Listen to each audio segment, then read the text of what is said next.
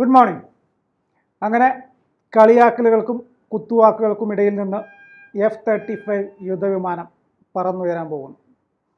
ഏകദേശം കഴിഞ്ഞ ഒരു മാസമായിട്ട് തിരുവനന്തപുരത്തെ VIP ബേയിൽ, അതായത് 4-ാം നമ്പറിൽ, അങ്ങനെ ബ്രിട്ടൻ്റെ F-35 യുദ്ധവിമാനം വെയിലും മഴയൊക്കെ കൊണ്ട് കേരളത്തിൻ്റെ തണുത്ത അന്തരീക്ഷത്തിൽ സുഖശീതിമയിൽ അങ്ങനെ കിടക്കുകയായിരുന്നു. പക്ഷേ അത് ബ്രിട്ടൻ അത്ര സുഖിച്ചില്ല. കാരണം അവരുടെ യുദ്ധവിമാനമാണ്, പോർ വിമാനമാണ്, അവരുടെ ഒരുപാട് രഹസ്യങ്ങൾ ഒളിഞ്ഞിരിക്കുന്ന സ്ഥലമാണ്.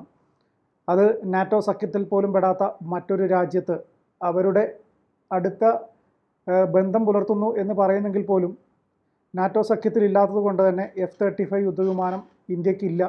ഇന്ത്യക്ക് അതുകൊണ്ട് തന്നെ അതിൻ്റെ സാങ്കേതിക വശങ്ങൾ, അതായത് യുദ്ധമുഖത്ത് ഇതെങ്ങനെ പ്രവർത്തിക്കും, യുദ്ധമുഖത്ത് ഇത് എത്രമാത്രം ഉപകാരപ്രദമായ വിമാനമാണ് തുടങ്ങിയ കാര്യങ്ങളൊന്നും ഇന്ത്യക്ക് അറിയില്ല. അതുകൊണ്ട് അതിൽ ഒളിപ്പിച്ചു വെച്ച രഹസ്യങ്ങൾ ഇന്ത്യക്ക് ചോർത്തിയെടുക്കാൻ വളരെ എളുപ്പമാണ് എന്നതുകൊണ്ട് തന്നെ ബ്രിട്ടൻ വളരെ അധികം ആശങ്കയിലായിരുന്നു ഏകദേശം കഴിഞ്ഞ ഒരു മാസത്തോളമായിട്ട്. ബ്രിട്ടൻ്റെ പാർലമെൻറ്റിൽ ഉൾപ്പെടെ വലിയ വിഷയമായി ഇത് ചർച്ചയ്ക്ക് വന്നു. അപ്പോൾ ഉപഗ്രഹ നിരീക്ഷണത്തിലാണ് ഈ വിമാനം എന്ന് പറഞ്ഞ് തടിതപ്പുകയാണ് അവിടുത്തെ വിദേശകാര്യമന്ത്രി ചെയ്തത്.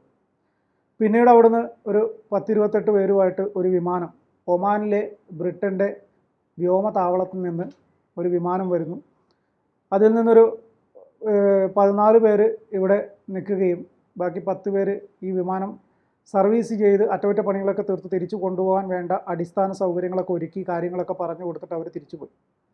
ബാക്കിയുള്ള 14 പേര് ഈ കഴിഞ്ഞ ഒരു 4-5 ദിവസമായിട്ട് ഈ വിമാനം നന്നാക്കാനുള്ള ശ്രമത്തിലാണ്. ഇപ്പോൾ കിട്ടുന്ന വിവരമനുസരിച്ച് വിമാനത്തിൻ്റെ അറ്റകുറ്റപ്പണികളെല്ലാം തീർന്നു. വിമാനം അടുത്ത ആഴ്ചയോടുകൂടി പറത്തിക്കൊണ്ട് തന്നെ ബ്രിട്ടനിലേക്ക് കൊണ്ടുപോകാൻ സാധിക്കും എന്നാണ് അറിയുന്നത്. ആദ്യഘട്ടങ്ങളിൽ വിമാനത്തിൻ്റെ ഈ പരിശോധനകളെല്ലാം നടത്തിക്കൊണ്ടിരിക്കുന്ന സമയത്ത് വിമാനം അറ്റകുറ്റപ്പണികൾ നടത്തി പൂർവ്വസ്ഥിതിയിലാക്കി പറത്തിക്കൊണ്ടുപോകാൻ സാധിച്ചില്ല എങ്കിൽ അതിൻ്റെ ചിറകുകൾ അഴിച്ച് ഒരു ചരക്ക് വിമാനത്തിലേക്ക് മറ്റൊരു വാഹനം ഉപയോഗിച്ച് തള്ളിക്കയറ്റി തിരിച്ചു കൊണ്ടുപോകാം എന്നാണ് തീരുമാനിച്ചിരുന്നത്. പക്ഷേ ഇപ്പോൾ അതിൻ്റെ അറ്റകുറ്റപ്പണികളൊക്കെ തീർക്കാൻ പറ്റി, ഓക്സിലറി സംവിധാനത്തിനുണ്ടായ തകരാറ് പരിഹരിക്കാൻ പറ്റി, ഹൈഡ്രോളിക് സംവിധാനത്തിനുള്ള തകരാറ് പരിഹരിക്കാൻ പറ്റി എന്നതാണ് വിവരം. ഇതിൽ വിമാനം തിരിച്ചു പോകുമ്പോൾ സ്വാഭാവികമായിട്ടും ഇവിടെ ഒരു വിമാനത്തിൻ്റെ വാടക, കഴിഞ്ഞ ഒരു മാസത്തോളമുള്ള വാടക അദാനി ഗ്രൂപ്പിന് നൽകേണ്ടതുണ്ട്. പക്ഷേ ഇത് പോർ വിമാനമായതുകൊണ്ട് തന്നെ ഇതിൽ അന്തിമ തീരുമാനം എടുക്കേണ്ടത് കേന്ദ്ര സർക്കാരാണ്. എത്ര രൂപ ഇതിൽ വാടക ഇനത്തിൽ വാങ്ങിക്കാം എന്നതിനൊക്കെ കേന്ദ്ര സർക്കാരാണ് തീരുമാനിക്കേണ്ടത്. ഒരുപക്ഷെ കേന്ദ്ര സർക്കാർ അദാനി ഗ്രൂപ്പിനോട് ആ വിമാനത്തിന് വാടക വാങ്ങേണ്ടതില്ല എന്ന് പറയാനായിരിക്കും സാധ്യത. ബ്രിട്ടനും ഇന്ത്യയും തമ്മിൽ ഒരുപാട് കരാറുകളുണ്ട്, നല്ല നയതന്ത്ര ബന്ധം സൂക്ഷിക്കുന്നതാണ്, പ്രതിരോധ കരാറുകളുണ്ട്. അതുകൊണ്ട് തന്നെ രണ്ട് രാഷ്ട്രങ്ങളുടെയും ഉത്തരവാദിത്തമാണ് മറ്റൊരു രാഷ്ട്രത്തിൻ്റെ യുദ്ധസമാനമായ സാഹചര്യങ്ങളിൽ ഉപയോഗിക്കുന്ന എന്തെങ്കിലും വസ്തുവോ അങ്ങനെ വേറൊരു രാഷ്ട്രത്തെ സൂക്ഷിക്കേണ്ടി വന്നു കഴിഞ്ഞാൽ അത് സുരക്ഷിതമായി സൂക്ഷിക്കുക എന്നുള്ളത് ഏത് രാഷ്ട്രത്തിലാണോ ഇത് ഉള്ളത് അവരുടെ ഉത്തരവാദിത്തമാണ് എന്നതൊക്കെ ഈ കരാറിൽ വരുന്നതാണ്. അതുകൊണ്ട് തന്നെ ഈ വിമാനം കഴിഞ്ഞ ഒരു മാസമായിട്ട് തിരുവനന്തപുരത്ത് സൂക്ഷിച്ചതിൻ്റെ വാടക വാങ്ങിക്കാനുള്ള സാധ്യത കുറവാണ്. മറ്റൊരു കാര്യം, ഈ വിമാനങ്ങൾക്ക് വാടക നിശ്ചയിക്കുന്നതിന് ഒരു ക്രമമുണ്ട്. അതായത് ഇതിൻ്റെ പരമാവധി ടേക്ക് ഓഫ് ഭാരം അടിസ്ഥാനമാക്കിയാണ് പാർക്കിംഗ് ഫീസ് ഈടാക്കുക. 10.7 മെട്രിക് ടൺ ഭാരമുള്ള ചെറിയ ജെറ്റ് വിമാനങ്ങൾക്ക് 5000 രൂപയാണ് ദിവസ വാടക. ഇനി 45.2 മെട്രിക് ടൺ ഭാരമുള്ള വിമാനങ്ങൾക്ക് ദിവസം 50,000 രൂപ വരെ ചാർജ് ഈടാക്കും.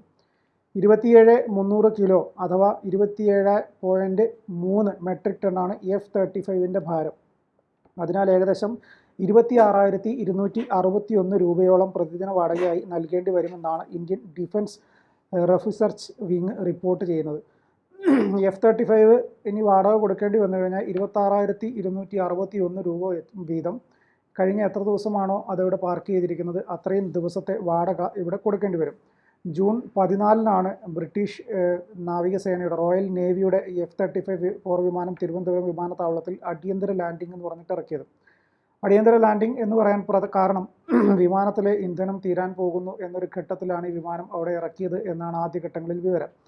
പിന്നീട് ആ ഇറക്കിയ സമയത്ത് ഈ വിമാനത്തിൻ്റെ ഹൈഡ്രോളിക് സംവിധാനത്തിന് തകരാർ സംഭവിക്കുകയും അതുകൊണ്ട് തന്നെ വിമാനത്തിന് പിന്നീട് തിരിച്ച് പറന്നുയർന്നു പോകാൻ സാധിക്കാത്ത ഒരു സാഹചര്യം കൂടി ഉണ്ടാവുകയും ചെയ്തു.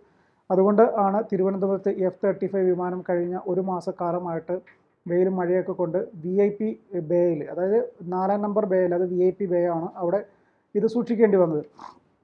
ഇന്ത്യയുമായുള്ള ഓപ്പറേഷൻ ഹൈ മാസ്റ്റ്, അതാണ് സൈനിക അഭ്യാസം. ഈ സൈനിക അഭ്യാസത്തിനിടെയാണ് ഈ വിമാനം, അതായത് ഇന്ത്യയും ബ്രിട്ടനും സംയുക്തമായിട്ട് നടത്തിയ ഒരു സൈനിക അഭ്യാസമാണ് ഉൾക്കടലിൽ ഏകദേശം 150 നോട്ടിക്കൽ മൈൽ അകലെയായിരുന്നു ഈ സൈനിക അഭ്യാസം നടന്നിരുന്നത്.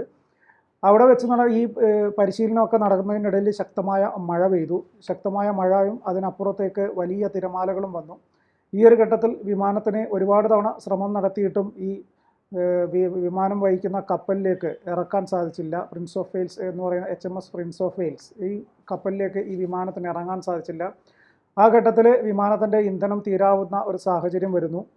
വിമാനം ഓടിക്കുന്ന പൈലറ്റ് അത് കൃത്യമായിട്ട് കപ്പലിലുള്ള ഉദ്യോഗസ്ഥരെ അറിയിക്കുന്നു. അവർ തിരുവനന്തപുരം വിമാനത്താവളവുമായി ബന്ധപ്പെടുന്നു. അപ്പോൾ അടിയന്തര ലാൻഡിങ്ങിന് വേണ്ട സൗകര്യങ്ങളെല്ലാം തന്നെ തിരുവനന്തപുരം വിമാനത്താവളത്തിൽ ഒരുക്കി കൊടുക്കുന്നു. വിമാനം അവിടെ വന്നിറങ്ങുന്നു. നമ്മൾ അറിയുന്നത് പിറ്റേ ദിവസം രാവിലെ ഒരു പോർ വിമാനം തിരുവനന്തപുരത്ത് ഇറങ്ങിയിട്ടുണ്ട്. പൈലറ്റ് കസേരയും ഇട്ട് ഈ വിമാനത്തിന് താഴെ ഇരിക്കുന്നു. പൈലറ്റ് അവിടെ നിന്ന് മാറാൻ തയ്യാറാകുന്നില്ല എന്നതാണ്. അപ്പോഴും മലയാളികൾക്ക് അത്ര സുപരിചിതമല്ലാത്ത കാര്യങ്ങളാണ്. എന്താണ് ഈ പോർ വിമാനം, പോർ വിമാനവുമായി ബന്ധപ്പെട്ട കാര്യങ്ങളെന്ത്, എന്തുകൊണ്ട് പൈലറ്റ് അവിടെ ഇരിക്കുന്നു എന്നുള്ളതാണ്. അതിന് ആദ്യഘട്ടത്തിൽ വന്ന ട്രോള് മുൻപ് പിണറായി വിജയൻ ടൈംസ് സ്ക്വയറിൽ ഒരു ഇരുമ്പ് കസേരയിൽ ഇരിക്കുന്ന ഫോട്ടോയും ആയി താരതമ്യം ചെയ്തുകൊണ്ടാണ് ഈ അദ്ദേഹം പൈലറ്റ് ഈ പോർ വിമാനത്തിന് താഴെ ഇരിക്കുന്ന ഫോട്ടോയെ താരതമ്യം ചെയ്തത്. അത് പരസ്യമായിട്ടും ട്രോളായിട്ടും ഒക്കെ പലരും ഉപയോഗിച്ചത്. പിന്നീടാണ് നമുക്ക് കാര്യങ്ങൾ മനസ്സിലാകുന്നത്, പൈലറ്റ് അതിനടുത്ത് നിന്ന് പോകാൻ സാധിക്കുകയില്ല. കാരണം ആര് സുരക്ഷ കൊടുക്കുന്നുണ്ടെങ്കിലും അത് അത്രയും തന്ത്രപ്രധാനമായ കാര്യങ്ങൾ വഹിക്കുന്ന ഒരു വിമാനമാണ്. അതുകൊണ്ട് തന്നെ ആ പോർ വിമാനത്തിൻ്റെ അടുത്ത് നിന്ന് ബ്രിട്ടൻ്റെ ഉത്തരവാദിത്തപ്പെട്ട ഉദ്യോഗസ്ഥർ ആരെങ്കിലും ഇല്ലാതെ, അല്ലെങ്കിൽ ഇത് ഇന്ത്യയെ അത്രയും ഉത്തരവാദിത്തത്തോട് ഏൽപ്പിക്കാതെ അവിടെ നിന്നും പൈലറ്റിന് മാറിപ്പോകാൻ സാധിക്കില്ല. കാരണം പൈലറ്റിൻ്റെ ഉത്തരവാദിത്തത്തിലാണ് ആ വിമാനം എന്നുള്ളത്. അങ്ങനെ ഇന്ത്യയുടെ ഉദ്യോഗസ്ഥർ അവരുമായിട്ട് സംസാരിക്കുന്നു. അതിനുശേഷം ബ്രിട്ടൻ്റെ കപ്പലിൽ നിന്ന് ഒരു ഹെലികോപ്റ്റർ വരുന്നു. ഹെലികോപ്റ്റർ വന്ന് 2 ഉദ്യോഗസ്ഥർ, ഈ വിമാനത്തിൻ്റെ പ്രശ്നങ്ങൾ പഠിക്കാൻ വേണ്ടി 2 ഉദ്യോഗസ്ഥർ വരുന്നു, എഞ്ചിനീയർമാർ. അവരും വന്ന് ഈ പരിശോധനകളെല്ലാം നടത്തിയതിന് ശേഷം ഈ പൈലറ്റും ആ ഹെലികോപ്റ്ററിൽ കയറി പോവുകയാണുള്ളത്. പിന്നീട് ഇതിൻ്റെ സുരക്ഷ മുഴുവൻ CASFൻ്റെ ചുമതലയിലായി. CASFനെ കൃത്യമായിട്ട് ഡയറക്റ്റ് ചെയ്ത് കേന്ദ്ര സർക്കാർ തന്നെ ഒരു കാരണവശാലും ആ വിമാനത്തിനടുത്തേക്ക് ഒരാൾ പോലും ചെല്ലരുത്, വിമാനത്തിൻ്റെ യാതൊരു ഭാഗങ്ങളെയും സ്കാൻ ചെയ്യുന്ന രീതിയിൽ ആരെയും അടുപ്പിക്കരുത് എന്ന് കൃത്യമായിട്ടുള്ള വിവരങ്ങൾ കൊടുത്തു. നിരവധി ഉദ്യോഗസ്ഥർ ആ വിമാനത്തിൻ്റെ സുരക്ഷയ്ക്ക് വേണ്ടി മാത്രം CASFകാർ ചുമതല ഏറ്റെടുത്ത് അവിടെ നിൽക്കേണ്ടി വന്നു. ഏകദേശം ഒരു മാസത്തിനടുത്തായി. അതിനിടയിൽ ഇന്ത്യ ബ്രിട്ടനോട് പറഞ്ഞു, ഞങ്ങൾ ഈ വിമാനം നന്നാക്കി തരാനുള്ള ശ്രമങ്ങൾ നടത്താം, പക്ഷേ അവർ വേണ്ട, ഞങ്ങളുടെ എഞ്ചിനീയർമാർ തന്നെ വരും എന്ന് പറഞ്ഞു. അതിൻ്റെ അടിസ്ഥാനത്തിലാണ് ഇപ്പോൾ അവരുടെ എഞ്ചിനീയർമാർ വന്നതിന് ശേഷം എയർ ഇന്ത്യയുടെ ബേയിലേക്ക് മാറ്റിയിട്ട് ഈ വിമാനത്തിൻ്റെ അറ്റകുറ്റപ്പണികളെല്ലാം തന്നെ നടത്തിക്കൊണ്ടിരിക്കുന്നത്. അറ്റകുറ്റപ്പണികൾ നടത്തിയതിന് ശേഷം ഈ വിമാനം അടുത്ത ആഴ്ച കൂടി പറന്നു പോകും എന്നാണ് അറിഞ്ഞത്.